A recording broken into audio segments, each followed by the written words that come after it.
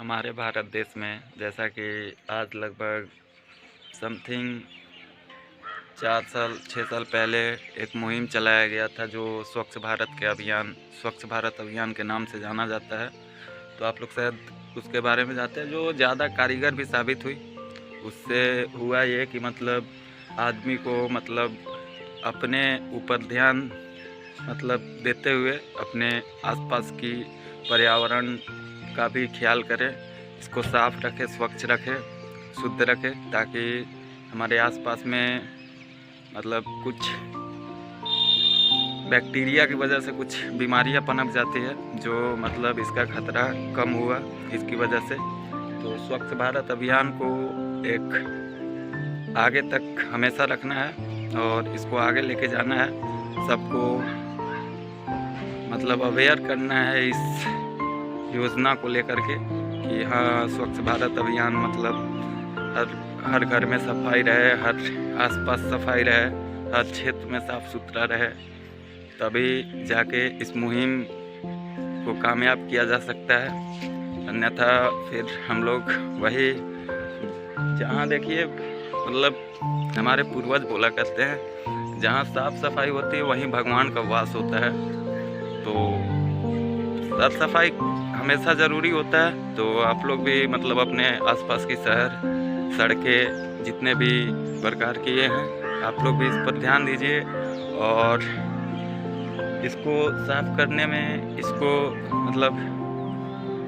इसकी सफाई में आप अपना पूर्ण योगदान दीजिए, ताकि हर किसी को स्वच्छ रखा जा सके। जैसे हमारे ही गांव, हमारे ही शहर के लोग स्वच्छ रहें। हम अगर आसपास की गंदगी को देखते हुए चले तो आप लोग को इस पर ध्यान देना होगा, युवा को ध्यान देना होगा, युवा पीढ़ी को ध्यान देना होगा, ताकि आने वाले पीढ़ी को हम लोग इस विरासत को सौंप सके, अच्छे विरासत को सौंप सके। वरना भाई फिर यही बीमारी पनपती रहेगी, ये वो दी टैट हॉस्पिटल का चक्कर, ये वो, बस यही होता रहेगा। आजकल देखिए चावल वाला अनाज, जितने भी दलहन है, ये सब भी मशीनरी पैदा हो रही है भाई लोग। तो इससे हमको जहाँ तक लगता है बीमारी ही बीमारी है। जो खेत में उगता है, जो अनाज उगता है, वो शायद अब नहीं आ पा रहा है। ये सब इसी सब की वजह से हमारा एनवायरनमेंट प्रदूषित हो रहा है। तो हम लोग को खाद्य पदार्थ ऑर्गेनिक खेती पे ध्यान देना चाहिए, ना कि केमिकल खेती। केमिकल से अगर आप खेती करोगे तो पूरा फिर आने वाले समय में बंजर ही बंजर दिखेगा। तो हमेशा ऑर्गेनिक खेती, ऑर्गेनिक कुछ भी अनाज वगैरह उगाते हो तो गांव में जैसे उगता है विदाउट केमिकल, शहर में आप चले जाइए केमिकल मिलेगा ही मिलेगा। लेकिन इधर उतना नहीं है, इधर अभी भी थोड़ा शुद्ध रूप से अनाज को उगाया जाता है, जो हम लोग खाते हैं। हमारे शहर क्षेत्र के आसपास जितने भी एरिया है, यहाँ विदाउट केमिकल ही अनाज को खाते हैं। और हम लोग यहाँ से लगभग बताते हैं मीडिया रिपोर्ट्स की, जो 2023 की ये क्लाइमेट चेंज की वजह से होने वाली आपदाएं विपदाएं की जो आती है, तो उसके बारे में अभी लेटेस्ट अपडेट आया हुआ है कि पूरी दुनिया में, पूरे मानव जाति जहाँ जहाँ पूरी दुनिया में प्राकृतिक आपदा, जैसे पूरी दुनिया में लगभग 26,000 शहरों में, जिसमें हमारे भारत के कुछ शहर भी शामिल है, लगभग 26,000 शहरों में क्लाइमेट चेंज की वजह से कहीं भूस्खलन, कहीं समुद्र तल का लेवल बढ़ना, कहीं और तरह तरह की दुविधाएं हैं, जो बाढ़ से प्रभावित इलाकों में ये सब नेचर की वजह से होने वाले चेंजेस, जैसे ये सब विपदाएं आपदाएं आती है, तो ये सब क्लाइमेट चेंज का एक हिस्सा ही होती है। और हमारे पर्यावरण में जैसे मकान, बिल्डिंग, बिल्डर, ये सब जितना भी हमारे पर्यावरण मानव निर्मित जितना भी है, एक पर्यावरण का हिस्सा होता है। तो इस पर्यावरण में अभी हाल ही में मीडिया रिपोर्ट्स की आई रिपोर्ट्स हैरान कर देने वाली है।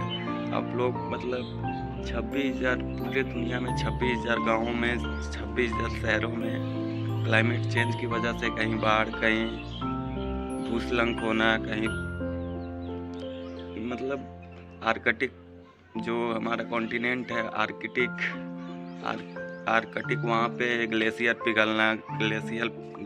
पिघलने की वजह से समुद्र तल की औसत मतलब समुद्र तल का लेवल बढ़ना, ये सब मतलब आने से हमारे शहर को नुकसान हो सकता है और मानव पर बहुत ही बड़ा संकट मतलब अभी मंडरा रहा है। जो अभी 2023 ये साल ईयर चल रहा है, इसी साल में इसकी आशंका जताई गई है और देखने योग्य होगा कि मतलब इससे हम लोग मतलब इसका कुछ उपाय करें, इससे बचने का उपाय करें ताकि हम लोग पूरी मानव जाति हम लोग सही सलामत रहे, जीवित रहे। वरना आजकल ही आप देखिए उधर तुर्की में तुर्की, सीरिया, ये सब वहाँ पे भूकंप मतलब बहुत तेज़ गति से भूकंप आया। वहाँ पे मतलब मलबे में दबे लोग, ये वो बहुत मतलब जान माल का नुकसान हुआ। और हमारे बगल के पड़ोसी देश में जो लगभग 2022 में जून से अगस्त के बीच जो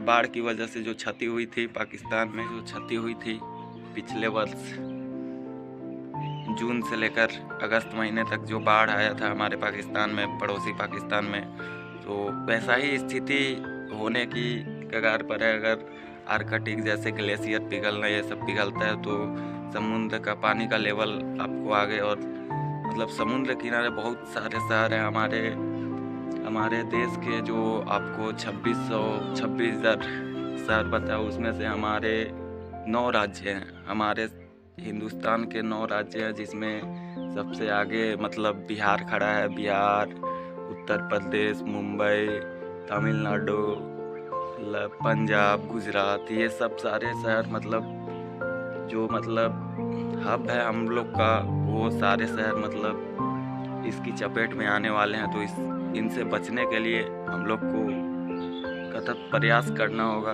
और वैज्ञानिक द्वारा ये रिपोर्ट जारी की गई है जो क्लाइमेट चेंज की वजह से होने वाली आपदाओं, ये भाई इस पे हम लोग को ध्यान देना होगा ताकि मतलब आने वाले जीवन को हम अच्छे से जी सकें, हम भी जी सके, हमारा नेचर भी जी सके, पेड़ पौधा भी जी सके। हर किसी को यहाँ रहने का अधिकार है, नेचर से कोई खिलवाड़ नहीं।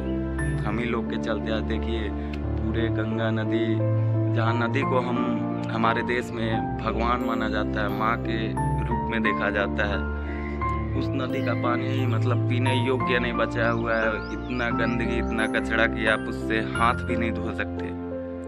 आपको हाथ भी खुजली, ये वो बहुत तरह की बीमारी आपको हो सकती है। तो हम लोग को ये सब से बचने के लिए कुछ करना चाहिए। ये सब जिम्मेवारी हम लोगों की है, न कि कोई और करेगा।